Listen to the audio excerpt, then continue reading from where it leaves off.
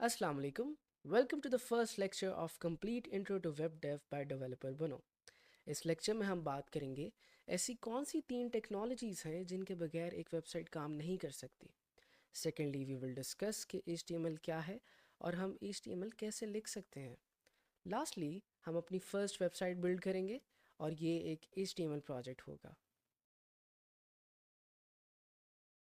So coming to the first part, जब भी हम किसी वेबसाइट की बात करते हैं, HTML, CSS और जावास्क्रिप्ट ऐसी मेन तीन टेक्नोलॉजीज़ हैं जिनके बगैर कोई भी वेबसाइट या कोई भी मॉडर्न वेब एप्लीकेशन काम नहीं कर सकती। Now coming to HTML, everything that you see on a website is HTML। जो भी ज़ाहरी तौर पे आपको कोई भी चीज़ वेबसाइट पे नज़र आती है, जैसे कि टेक्स्ट, इमेजेस, कोई फॉर्म या कोई बटन, ये बेसिकली सब HTML के एलिमेंट्स हैं। अगर हम दराज की वेबसाइट पे जाते हैं, हमने जैसे बात की कि मेन तीन टेक्नोलॉजीज़ हैं जावास्क्रिप्ट, CSS और HTML। अगर मैं इस वेबसाइट की जावास्क्रिप्ट और CSS को डिसेबल कर देता हूँ, we are left with only HTML। हमारे पास पीछे सिर्फ और सिर्फ HTML रह जाएगी। तो जैसे ही मैं इसको रीलोड करता हूँ, we are left with some text, हमारे पास कुछ इमेजेस हैं और कुछ नीचे कुछ बटन्स हैं, कुछ लिंक्स हैं, कुछ कार्ड्स हैं, राइट। सो वी हैव, जैसे कि हमने बात की कि HTML is basically text, images, कोई भी बटन्स नज़र आ रहे हैं आपको या कोई भी form, that is basically HTML। Now अब हमें पता है कि टेक्स्ट एक HTML का एलिमेंट है। अब अगर इन केस मुझे इस टेक्स्ट को कलर करना है या इस इमेज के साइज़ को मैंने बड़ा करना है या इस बटन के पीछे मैंने कोई बैकग्राउंड कलर लगाना है, तो मैं किसकी मदद लूँगा? Then we will come to CSS। CSS ये कंट्रोल करता है कि हमारी HTML किस तरह नज़र आएगी यूज़र को। फॉर एग्ज़ाम्पल, अगर मेरी HTML पे कुछ टेक्स्ट है तो उसका कलर क्या होगा, या फिर अगर मेरी इमेज है तो उसका कोई साइज़ होगा, या अगर मेरा कोई बटन है HTML बटन तो उसका बैकग्राउंड कलर क्या होगा, राइट। बैकग्राउंड कलर, ये सारी चीज़ें CSS कंट्रोल करता है। नाउ दोबारा से अगर दराज की वेबसाइट पे आते हैं और यहाँ पे आके हम सिर्फ अपनी CSS को टर्न ऑन करते हैं और पेज को रीलोड करते हैं, तो जो इतना बेरंग सी वेबसाइट हमें नज़र आ रही है यहाँ पे, जैसे ही हम रीलोड करेंगे, ये एक ऑर्गेनाइज्ड मैनर के अंदर आ गई है। यहाँ पे हमें कुछ कलर्स शो हो रहे हैं। जो पहले टेक्स्ट बिल्कुल वर्टिकल फॉर्मेट के अंदर पड़ा हुआ था, वो एक अच्छे ऑर्गेनाइज्ड वे के अंदर हमें शो हो रहा है, और इमेजेस अपनी अच्छे साइजेस के अंदर आ गई हैं। एक वेबसाइट हमें अच्छे मैनर के अंदर शो हो रही है, right. So we know that कि HTML टेक्स्ट हैं, एलिमेंट्स हैं, या वो सारी ज़ाहरी चीज़ें हैं जो हमें किसी भी वेबसाइट पर नज़र आती हैं, और उसको एक लेआउट देता है, ऑर्गेनाइज्ड फॉर्म में लिख के रखता है, कंट्रोल फॉर्म में रखता है, कौन? CSS, right. लास्टली जावास्क्रिप्ट क्या होती है? First of all, JavaScript is the main programming language of web. By this I mean कि फ्रंट एंड पे आप जावास्क्रिप्ट के बगैर काम नहीं कर सकते। अब जावास्क्रिप्ट का मेन मकसद क्या है? It controls the interactions of user. इससे मेरा मतलब क्या है कि एक यूज़र जब किसी भी वेबसाइट से इंटरेक्ट करता है, तो उसके बदले वेबसाइट कुछ एक्शंस परफॉर्म करती है। फॉर एग्जांपल, अगर हम यहाँ पे इसकी जावास्क्रिप्ट को टर्न ऑन करते हैं, पेज को रीलोड करते हैं, अगर मैं लॉगिन बटन पे क्लिक करता हूँ, अब मैं इंटरेक्ट कर रहा हूँ, मैं क्लिक कर रहा हूँ, मतलब कि मैं वेबसाइट से इंटरेक्ट कर रहा हूँ, तो इन रिटर्न वेबसाइट मेरे एक एक्शन परफॉर्म करके दे रही है, जिसके अंदर मुझे एक वो बॉक्स दिखा रही है जहाँ पे मैं अपना ईमेल लिख सकता हूँ या अपना पासवर्ड लिख सकता हूँ, right. So this work is done by JavaScript. ये सब इंट्रैक्शंस जिसके अंदर क्लिक के एक्शंस आते हैं, जिसके अंदर नेटवर्क रिक्वेस्ट आती हैं, ये सब चीज़ें जावास्क्रिप्ट परफॉर्म करता है। सो वी नो दैट कि कोई भी वर्बल एक्शन, यानी कि कोई भी अगर टेक्स्ट है तो ये HTML है। अगर मैंने इसको कलर करना है तो वो काम है CSS का। अगर मैं चाहता हूँ कि इस टेक्स्ट पे क्लिक हो और इन केस कोई एक्शन परफॉर्म हो, तो वो एक्शन कौन परफॉर्म करवाएगा? वो एक्शन बेसिकली जावास्क्रिप्ट परफॉर्म करवाएगी। Okay, so these were the three main core technologies of a website, और इनके बगैर कोई भी वेबसाइट इवेंचुअली काम नहीं कर सकती। Now coming to the second part, we will discuss कि आप HTML लिखते कैसे हैं। हमने पहले पार्ट में देखा कि HTML क्या है. Everything you see on a website is basically HTML. अब HTML की खास बात क्या है कि जब भी आप HTML लिखते हो, आप HTML को बिल्कुल इस तरह ही लिखते हो कि आप जैसे कोई डॉक्यूमेंट लिख रहे हो. बाय दैट आई मीन कि डॉक्यूमेंट के अंदर जैसे कुछ हेडिंग्स या पैराग्राफ्स होते हैं, सिमिलरली HTML के अंदर भी यही कुछ होता है. अगर आप इस वेबसाइट पे आए, इस एग्जाम्पल वेबसाइट पे, वी कैन सी दैट हमारे पास सबसे टॉप पे एक बड़ी सी हेडिंग है. सिमिलरली अगर हम नीचे देखते हैं किसी भी डॉक्यूमेंट की तरह, हमारे पास यहाँ पे एक लिस्ट है, यहाँ पे हमारे पास कुछ पैराग्राफ्स हैं. नाउ द क्वेश्चन इज कि हम कैसे बताएंगे, बिकॉज वी नो दैट अगर हमारे पास कोई टेक्स्ट है तो वो HTML है. अब हम ये कैसे बताएंगे HTML को कि हमारा कोई भी टेक्स्ट हेडिंग है या फिर कोई पैराग्राफ है. यहाँ पे हमारे काम आएगा HTML टैग्स. HTML टैग ये डिसाइड करेंगे कि हमारा कंटेंट या हमारा सेंटेंस जो भी हम लिख रहे हैं वो एक हेडिंग है या फिर कोई पैराग्राफ है. अब यहाँ पे हमने एक HTML एलिमेंट डिज़ाइन किया है जो कि सिंपली बता रहा है कि डेवलपर बनो एक टेक्स्ट है और ये एक हेडिंग है. ये दो चीज़ें ये डिसाइड करती हैं कि ये एक हेडिंग है. And this complete thing is known as HTML element और HTML टैग. इस पूरी चीज़ को आप यहाँ HTML एलिमेंट कहते हो या फिर HTML टैग कहते हो. सिमिलरली हमने नीचे एक पैराग्राफ लिखा है, यहाँ पे कंटेंट ये है माय नेम इज़ इब्शाम, और ये टैग्स ये डिफाइन कर रहे हैं कि ये एक पैराग्राफ है. Right. Now we will build our very first website. हम ट्राई करेंगे कि हम इस डॉक्यूमेंट को HTML के अंदर कन्वर्ट करें. फॉर दिस सबसे पहले आप अपना VS कोड ओपन करें, डेस्कटॉप पे एक फ़ोल्डर बनाएं और उस फोल्डर को VS कोड के अंदर ड्रैग करें. नाउ एक फ़ाइल क्रिएट करें इस बटन पे क्लिक करके और उस फाइल का नाम रखें index.html. .html रिप्रेजेंट करता है कि ये फ़ाइल एक HTML फाइल है. नाउ सबसे पहले तो हम रिक्वायरमेंट्स देख लेते हैं. जैसे कि हमें नज़र आ रहा है कि इस डॉक्यूमेंट के अंदर एक हेडिंग है, फिर उससे छोटी हेडिंग है, फिर उससे भी छोटी हेडिंग है, यानी कि 3 हेडिंग्स हैं of different sizes. So we have 3 headings of different sizes. जब हमने हेडिंग्स लिखनी होती हैं तो HTML के अंदर हम कौन सा टैग यूज़ करते हैं? We use the H1 tag.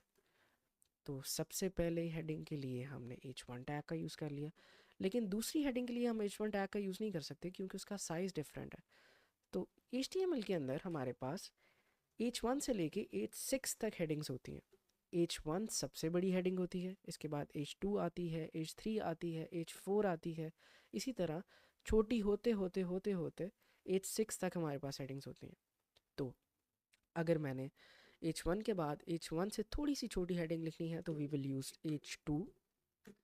तो H2 एलिमेंट का यूज़ करेंगे, उसके अंदर ये लिख देंगे. सिमिलरली यहाँ से हेडिंग को कॉपी करेंगे और इसको भी H2 एलिमेंट के अंदर लिख देंगे. लास्टली हमारे पास उससे भी छोटी हेडिंग्स हैं तो हम H4 का यूज़ कर लेते हैं. की टेकअवेज आ गया और फ्यूचर प्रिडिक्शंस आ गई. H4 future predictions. Now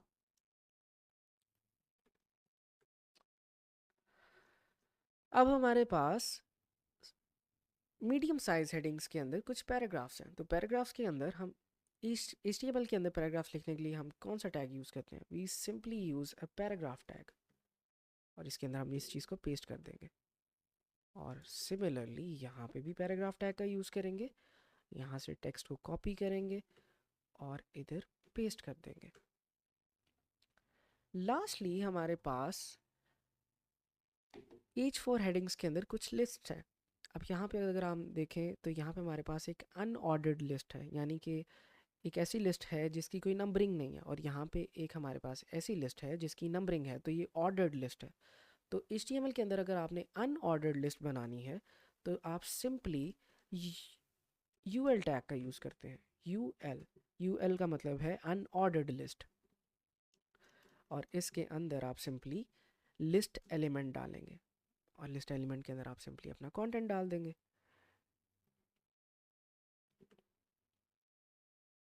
So by doing this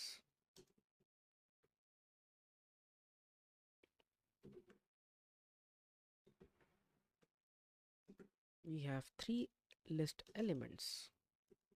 और हमने यहाँ पे बेसिकली हमने बताया कि हमारे पास 3 लिस्ट एलिमेंट हैं और हमने डिफाइन किया है कि ये लिस्ट एक अनऑर्डर्ड लिस्ट है। सिमिलरली हम यहाँ पे भी अपनी लिस्ट्स को कॉपी करेंगे, लेकिन ये एक ऑर्डर्ड लिस्ट है। अनऑर्डर्ड लिस्ट के लिए हमने क्या लिखा, यूएल। ऑर्डर्ड लिस्ट के लिए हम क्या लिखेंगे, ओएल। ओएल का मतलब है ऑर्डर्ड लिस्ट, यूएल का मतलब है अनऑर्डर्ड लिस्ट। और सिमिलरली इसके अंदर भी हम लिस्ट लिखेंगे, L I, A I will continue to evolve, इसको इसके अंदर पेस्ट कर देंगे। दूसरा यूज़ करेंगे, एक नई लिस्ट बनाएंगे, उसके अंदर पेस्ट कर देंगे। सिमिलरली यहाँ पे भी एक लिस्ट बनाएंगे, उसके अंदर पेस्ट कर देंगे इसको। अब यहाँ पे हम डिफाइन कर रहे हैं कि हमारे पास 3 लिस्ट एलिमेंट हैं जो कि एक ऑर्डर्ड लिस्ट है, राइट। और यहाँ पे हम बता रहे हैं कि हमारे पास 3 लिस्ट एलिमेंट हैं जो कि एक अनऑर्डर्ड लिस्ट है। तो इसको हम अच्छे तरीके से लिख देते हैं कुछ कि की टेकअवेज के नीचे ही हमारी अनऑर्डर्ड लिस्ट है, फ्यूचर प्रेडिक्शंस के नीचे हमारी ऑर्डर लिस्ट है। सिमिलरली हमारे पास एक सब हेडिंग है जो कि the role of renewable energy है, और उसके अंदर हमारे पास ये पैराग्राफ है। और हमारे पास आर्टिफिशियल इंटेलिजेंस का एक हेडिंग है, उसके अंदर ये पैराग्राफ है। अब इस सिमिलर चीज़ को अगर हमने ब्राउज़र के अंदर खोलना है तो कैसे खोलेंगे, हम सिंपली अपने फोल्डर के अंदर जाएंगे और we will open this file with the help of, किसी भी ब्राउज़र के अंदर आप इस फाइल को ओपन कर सकते हो। हम इस फाइल को ओपन करते हैं क्रोम के अंदर। तो हम देख सकते हैं कि हमारे पास एक फ़ाइल बनी है, एक वेबसाइट बनी है, टू बी वेरी प्रिसाइज, जो कि इस डॉक्यूमेंट से बहुत सिमिलर है। हमने यहाँ पे कुछ हेडिंग्स का यूज़ किया है, यहाँ पे कुछ पैराग्राफ्स का यूज़ किया है, यहाँ पे हमारे पास कुछ लिस्ट है, यहाँ पे हमारे पास कुछ ऑर्डर्ड लिस्ट है। कोड के साथ अगर हम कंपेयर करें तो क्या हो रहा है, हमारे पास एक सबसे बड़ी हेडिंग है जो कि फ्यूचर ऑफ टेक्नोलॉजी है। अगर हम इसके अंदर चेंजेस करेंगे और पेज को रीलोड करेंगे तो यहाँ पे भी चेंजेस शो होंगे। सिमिलरली हमारे पास एक छोटी हेडिंग है H2, उसके अंदर कुछ पैराग्राफ है। फिर हमारे पास H2 है, उसके अंदर भी कुछ पैराग्राफ है। और लास्टली हमारे पास कुछ छोटे हेडिंग्स हैं, उसके अंदर कुछ लिस्ट हैं। अब इसको और बेहतर तरीके से लिखने के लिए आप देख सकते हैं कि हमारे पास एक ये सेक्शन है जो कि सब हेडिंग्स का सेक्शन है, और हमारे पास कुछ एक ये सेक्शन है जो कि एक लिस्ट का सेक्शन है, और एक ये सेक्शन है। तो हम सेक्शन को डिवाइड भी कर सकते हैं ताकि हम इसको और ऑर्डर्ड तरीके के अंदर लिख लें। तो हम लिख सकते हैं इसके लिए HTML का डिवीजन टैग। डिव टैग का मतलब है कि आपने डिवाइड करना है सेक्शंस को, राइट। तो पहले डिवीजन टैग के अंदर हम डिवाइड करेंगे और हम इसके अंदर पहले सेक्शन को ले आएंगे।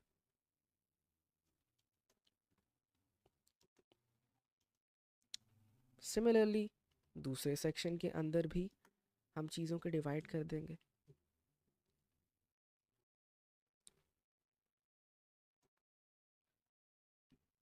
हम अनऑर्डर्ड लिस्ट को और ऑर्डर्ड लिस्ट को भी डिवाइड कर देंगे।